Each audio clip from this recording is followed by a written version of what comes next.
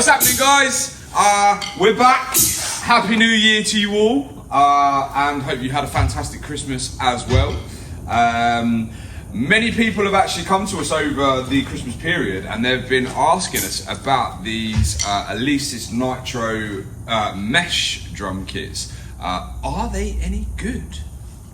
Big question. Pretty good, to be fair. Yeah. I mean, how expensive are they? Do you know what? They're not really that expensive. You can pick a second-hand one up from between 160 to 250 pounds, and then a brand new one will probably set you about 350 to 400 pound, depending on which spec you go for. We've got loads of different kits on there. Yeah, you got.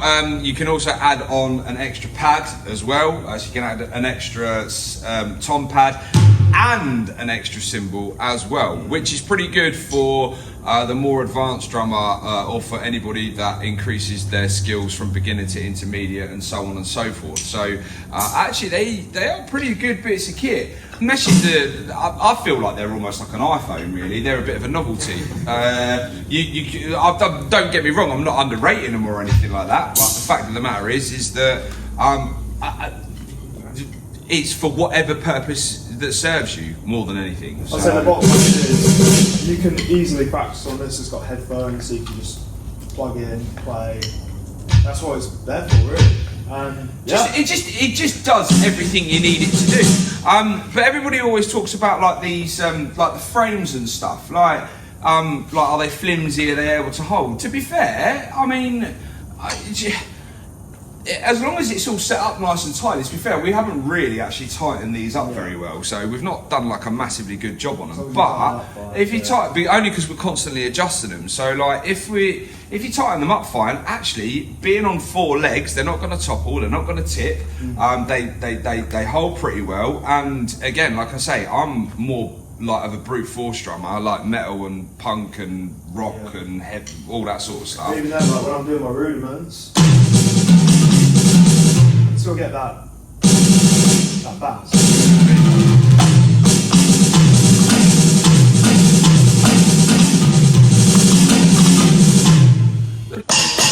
That's another good thing as well. It's like they have all of the other bits as well. Like you can do like your rim shots.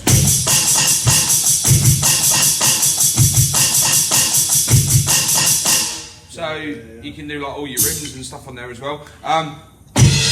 Choke on the crash, that's handy for me. That's really handy for me. But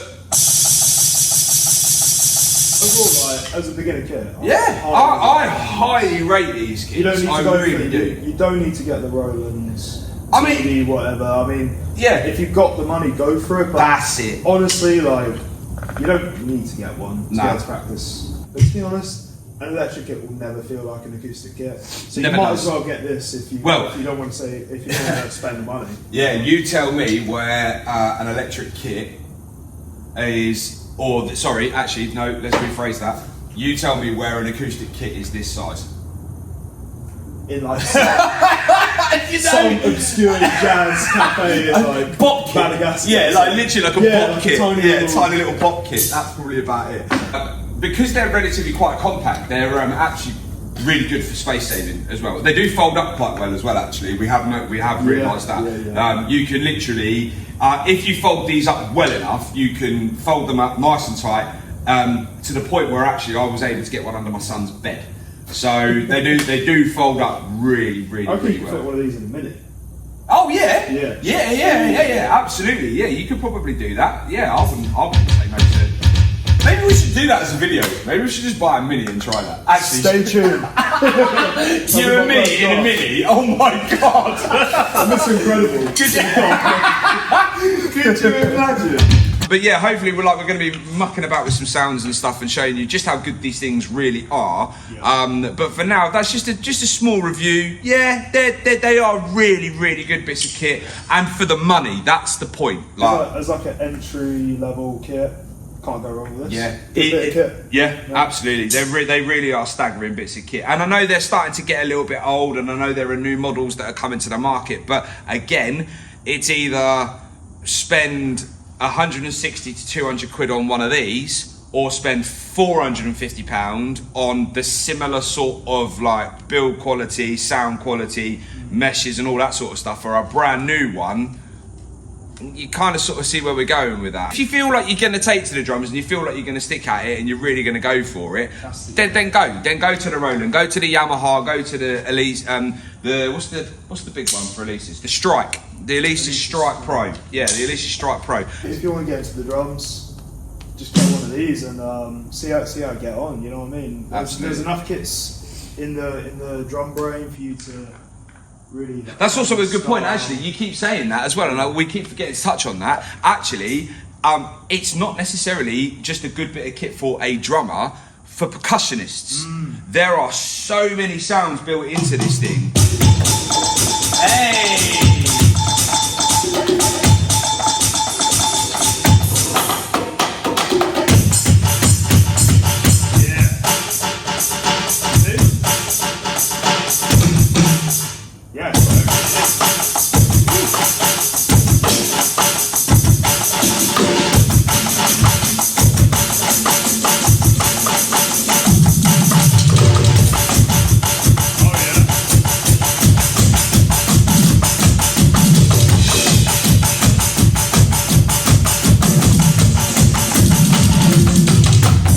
That's just us messing around. So again, when we actually sit here and figure something out, we'll try and hopefully show the full capabilities of these kits. Hopefully it's informative.